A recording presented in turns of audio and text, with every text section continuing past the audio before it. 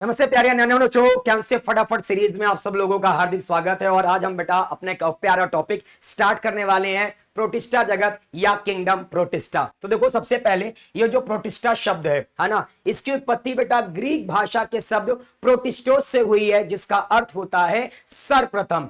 और ये जो हमारा प्रोटिस्टा शब्द है ना, इसका सर्वप्रथम जो प्रयोग किया था वो हेकल नाम के वैज्ञानिक ने किया था। बच्चों, प्रोटिस्टा जगत को कवक जगत, पादप जगत एवं प्राणी जगतों के बीच की कड़ी बोलते हैं, क्योंकि आपको प्रोटिस्टा जगत में कवक जैसे जीव, पादप जैसे जीव और बेटा इसके अलावा प्राणी जैसे जीव वगैरह मिल जाते हैं। ठीक है, उसके लक्षण बोले तो उस तरह के लक्षणों वाले जीव मिल जाते हैं। ठीक है बेटा, जगत प्रोटिस्टा के हम बात करें सामान्य लक्षण, है ना भैया। सबसे पहला इंपॉर्टेंट पॉइंट, ये आपको मुख्यतः जल में मिल जाएंगे, है ना, जैसे समुद्री जल, स्वच्छ जल वगैरह। इसके अलावा नम मृदा वगैरह में भी आपको मिल जाएंगे। इसके अलावा आपके कुछ जीव जो होते हैं प्रोटिस्टा के, वो जंतुओं के शरीर में परजीवी के रूप में भी पाए जाते हैं।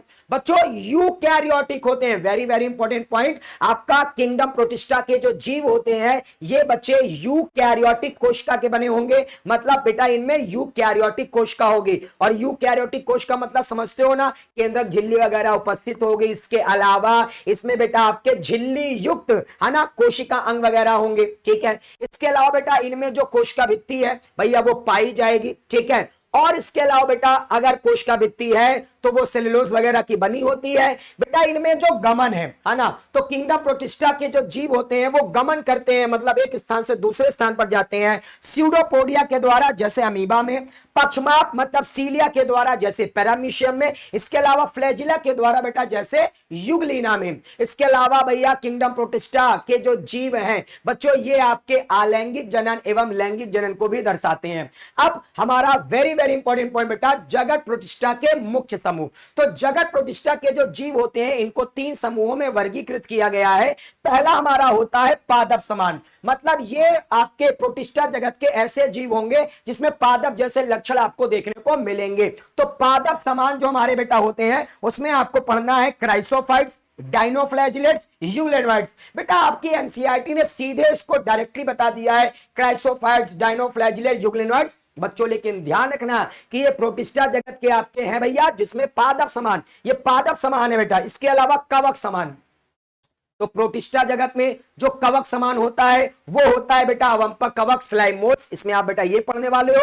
और जंतु समान में आप पढ़ोगे बेटा प्रोटोजोन्स या प्रोटोजोआ के बारे में। सबसे पहले बात करते हैं क्राइसोफाइट्स। ये एक कोशिकीय होंगे, प्रकाश संश्लेषी होंगे, और इसके अंतर्गत आपके डायटम्स और डेस्मिड्स आते हैं। डायटम्स की बात करें तो ये प्राय आपको स्वच्छ जल, लवड़ी जल वगैरह में मिल जाएंगे। इसके अलावा नमी युक्त स्थानों वगैरह मिल जाते हैं। इसके अलावा बेटा इनमें आपको क्लोरोफिल वगैरह भी पाया जाएगा, क्लोरोफिल ए, क्लोरोफिल सी वगैरह, है ना। सामान्यतः इनमें चलन अवस्था, मोटाइल स्टेट जो बोला जाए वो नहीं मिलती है, मतलब ये पानी की धारा वगैरह का साथ बेटा आपके सरकते हैं, या बेटा बोले तो, है ना, एक जगह से दूसरे जगह पर जाते हैं, है ना। यस, इसके अलावा बेटा ये अति सूक्ष्म होंगे। ठीक है, सबसे इंपॉर्टेंट पॉइंट बेटा, इनमें कोशिका भित्ति जो होती है उसमें सिलिका पाई जाती है, और इसकी वजह से इनकी कोशिका भित्ति जल्दी नष्ट नहीं होती है। और बच्चों इनकी कोशिका भित्ति साबुनदानी की तरह होती है, जैसे साबुनदानी देखा है ना, उसमें अपने ना 2 ढक्कन होते हैं, तो उसी तरह बेटा इनकी कोशिका भित्ति साबुनदानी की तरह होगी, जिसमें 2 कवच होते हैं, है ना।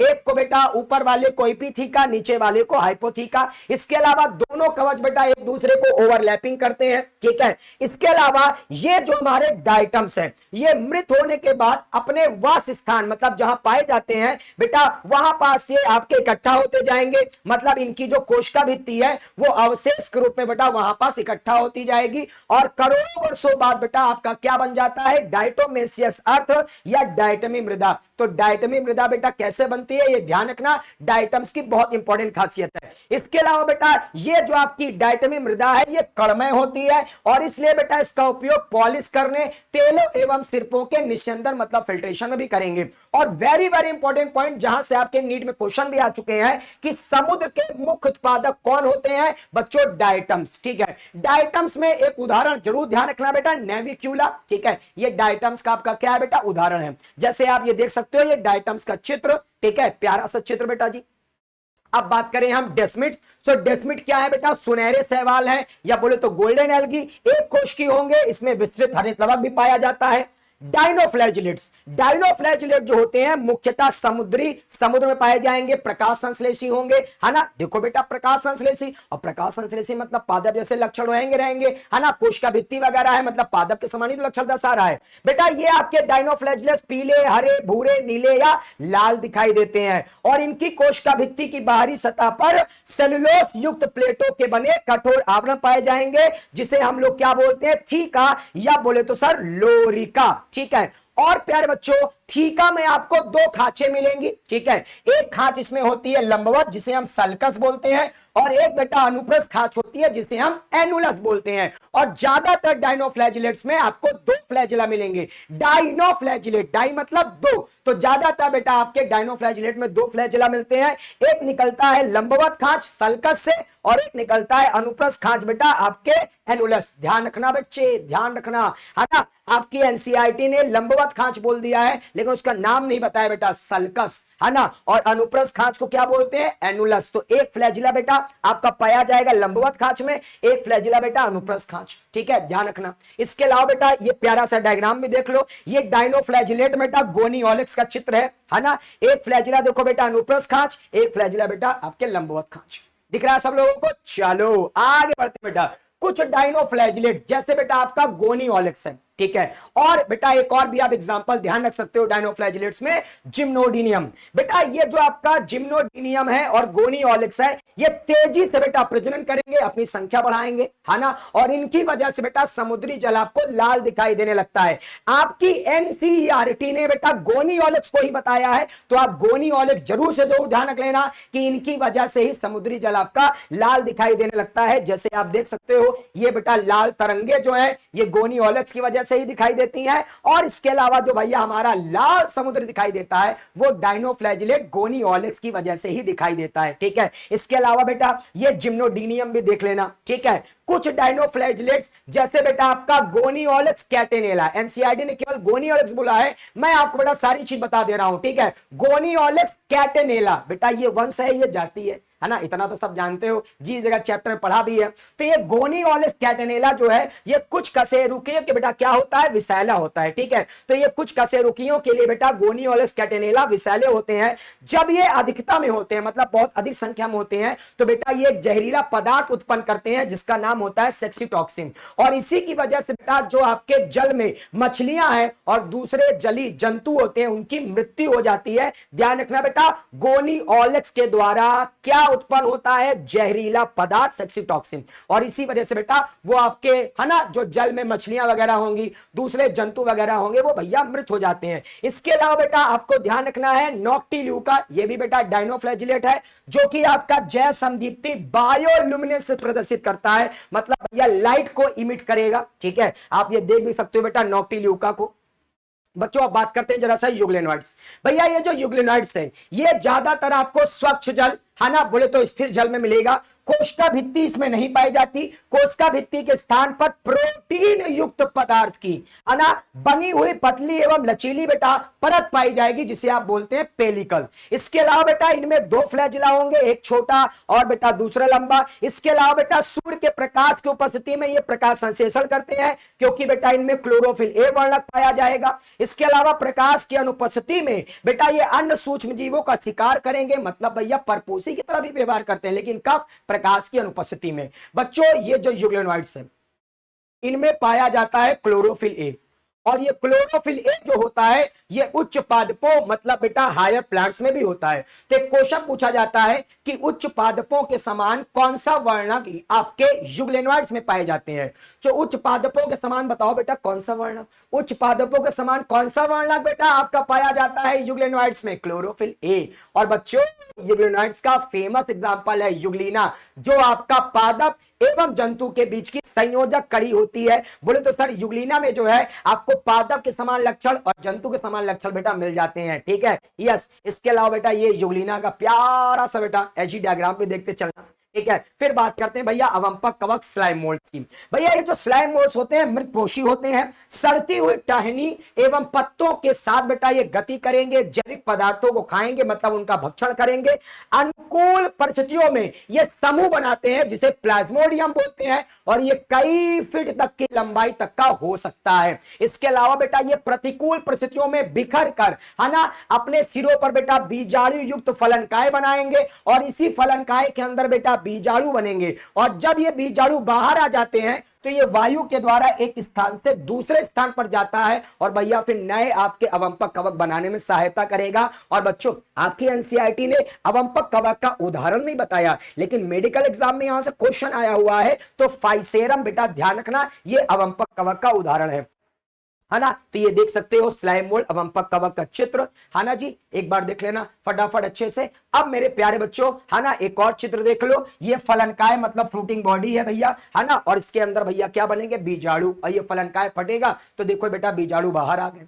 क्लियर है एकदम। चलो आगे देखो भैया, प्रोटोजोआ मतलब प्रोटोजोन, सभी प्रोटोजोआ आपके परपोषी हैं, मतलब अपना भोजन स्वयं नहीं बनाएंगे, दूसरों पर निर्भर होंगे, है ना, या भैया अब बोला जाए तो परजीवी हुई तरह। यस, ये प्राणियों के पुरातन संबंधी हैं भाई, जंतुओं के पुरातन संबंधी हैं, है ना। यस सर, संबंध लग दिखाएंगे, है ना, जंतुओं के बेटा। इसके अलावा प्रोटोजोआ को मुख्य 4 समूहों में बांटा जा सकता है। सबसे पहला बेटा हमारा होता है अमीबी प्रोटोजोआ, फिर कसाबी प्रोटोजोआ, पक्षमाभी प्रोटोजोआ, एंड नेक्स्ट बेटा हमारा आता है स्पोरोजोआ। सबसे पहले बात करेंगे बच्चे हम लोग किस पर, भैया अमीबी प्रोटोजोआ पर। आ जाओ बेटा, अमीबी प्रोटोजोआ को इंग्लिश में क्या बोलते हैं, अमीबॉइड प्रोटोजोन। पहला बेटा क्वेश्चन आपके नीट एग्जाम में जो आ सकता है, भैया ये स्वच्छ जल, लवणी जल, बोले तो सर समुद्री जल, एवं बेटा नम स्थानों या बोले तो सर नम मृदा वगैरह मिल जाएंगे। ये अपने कूटपात मतलब स्यूडोपोडिया के द्वारा बेटा शिकारों को पकड़ते हैं, गमन वगैरह बेटा इसी के द्वारा करेंगे। तो ये आप देख सकते हो बेटा, ये अमीबा है, और ये अमीबा ने क्या बनाया, स्यूडोपोडिया, इसी के द्वारा बेटा शिकार को पकड़ेगा, गमन वगैरह करेगा, एक स्थान से मतलब दूसरे स्थान पर जाएगा। और इनके समुद्री प्रकारों की सतह पर, वेरी वेरी इंपॉर्टेंट पॉइंट है बेटा, ये जो अमीबॉइड प्रोटोजोन है ना, बोले तो अमीबी प्रोटोजोआ है बेटा, इनके समुद्री प्रकार अगर ये समुद्र वगैरह में है तो बेटा उनकी सतह पर आपको क्या मिलेंगे, सिलिका के कवच पाए जाएंगे। और अमीबी प्रोटोजोआ का भैया अमीबा, अब नाम तो जानते ही हो सर, अमीबी प्रोटोजोआ का सबसे सरल एग्जांपल क्या है, अमीबा। लेकिन बच्चों एनसीईआरटी में प्यारा सा एग्जांपल दिया है इसका, एंट अमीबा हिस्टोलिटिका, ध्यान रखना ये आपके अमीबी प्रोटोजोआ का उदाहरण है। और ये अमीबी प्रोटोजोआ में जो ये बेटा उदाहरण है ना, उदाहरण है एंट अमीबा हिस्टोलिटिका, पूछा जाता है इससे कौन सा रोग होता है, तो इससे होता है अमीबी पेचिस, या बोलते हैं बेटा क्या, अमीबी डिसेंट्री। ठीक है, ये जरूर ध्यान रखना। ये देख लो बेटा एंट अमीबा हिस्टोलिटिका का प्यारा सा चित्र, ठीक है। इसके अलावा बच्चों कसाबी प्रोटोजोआ, फ्लैजिलेटेड प्रोटोजोन, बच्चों ये आपके बात करो तो सर स्वतंत्र जीवी या परजीवी के रूप में होंगे। इनमें आपको फ्लैजिला मतलब कसाब मिलते हैं, इसीलिए तो नाम पड़ा है फ्लैजिलेटेड प्रोटोजोन्स। और इसका सबसे फेमस उदाहरण बेटा ट्रिपैनोसोमा है, जो कि आपका परजीवी के रूप में पाया जाता है। और इस ट्रिपैनोसोमा से कौन सा रोग होता है, निद्रालु रोग मतलब स्लीपिंग सिकनेस। ये बहुत ज्यादा नीट एग्जाम में पूछने की संभावना रहती है। ये आप ट्रिपैनोसोमा का डायग्राम भी देख सकते हो, ठीक है। इसके अलावा पक्षमाभी प्रोटोजोआ, सीलिएटेड प्रोटोजोम, बच्चों ये जली एवं अत्यंत सक्रिय गति करने वाले बेटा आपके जीव हैं, और इनके शरीर पर आपको हजारों की संख्या में क्या मिलेंगे सर, सीलिया, है ना, जैसे आप पैरामीशियम में देखते भी होंगे बचपन में, ठीक है। और इनके शरीर में एक गुहा होती है, एक जगह होती है जो कोशिका की सतह के बाहर की तरफ खुलेगी, ठीक है। और बेटा ये जो आपके सीलिएटेड प्रोटोजोन है, बोलो सर पक्षमाभी प्रोटोजोआ है बेटा, इनमें आपका जो सीलिया होगा ये लयबद्ध गति करेगा, और इसके कारण बेटा ये भोज्य पदार्थ को क्या करेंगे भैया, यस अपने शरीर के अंदर भैया ग्रहण करेंगे। और इसका फेमस एग्जांपल है पैरामीशियम। यस बेटा आपका पक्षमाभी प्रोटोजोआ का फेमस एग्जांपल है पैरामीशियम। भैया जी ध्यान रखना, पक्षमाभी प्रोटोजोआ का फेमस एग्जांपल पैरामीशियम, ये आप देख सकते हो। बच्चों पैरामीशियम जो होता है इसमें 2 केंद्रक होते हैं, एक होता है छोटा केंद्रक उसको बोलते हैं सूक्ष्म केंद्रक, एक होगा बड़ा केंद्रक उसको बोलेंगे गुरु केंद्रक। सूक्ष्म केंद्रक सहायता करेगा जनन में, गुरु केंद्रक सहायता करेगा उपापचय क्रिया को नियंत्रित करने में। और बच्चों सबसे लास्ट फिर हमारा आता है स्पोरोजोस मतलब स्पोरोजोआ, बेटा इनके जीवन चक्र में संक्रमण उत्पन्न करने वाले योग्य बीजाणु जैसी अवस्था पाई जाती है, मतलब इनके जीवन चक्र में बेटा आप देखोगे बीजाणु जैसी अवस्था होगी, और वो बीजाणु जो है वो बेटा रोग को उत्पन्न करने में भैया योग्य होता है। जैसे प्लाज्मोडियम, प्लाज्मोडियम जो है बेटा ये मलेरिया परजीवी है, स्पोरोजोन्स का उदाहरण है। और प्लाज्मोडियम से बेटा ध्यान रखना कौन सा रोग होता है, मलेरिया। और आपको पता होगा कौन सी मादा मच्छर काटने से मलेरिया होता है, एनाफिलिस। ठीक है, तो प्यारे बच्चों इन सभी पॉइंट्स को ध्यान रखना, क्योंकि यहीं से बेटा आपके नीट एग्जाम में क्वेश्चन जो है वो मिलने वाले हैं। तो बच्चों आ जाओ फटाफट आज के प्रश्न पर। ठीक है, आ जाओ बेटा आज के प्रश्न पर। ठीक है, आज का प्रश्न सब लोग बेटा जल्दी जल्दी फटाफट बताइएगा। आज का प्रश्न, ठीक है सब लोग बताना।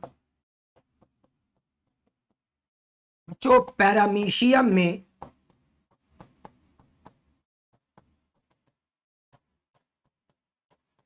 कितने केंद्रक पाए जाते हैं?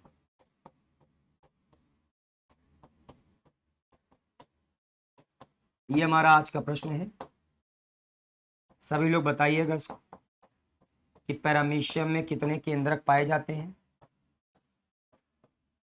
ठीक है, तो फटाफट इस प्रश्न को सॉल्व करिएगा, जल्दी से फटाफट बेटा इसका आंसर भेज दीजिएगा। और प्यारे बच्चों आप सब लोग अपना खूब ख्याल रखना। जय हिंद, जय भारत।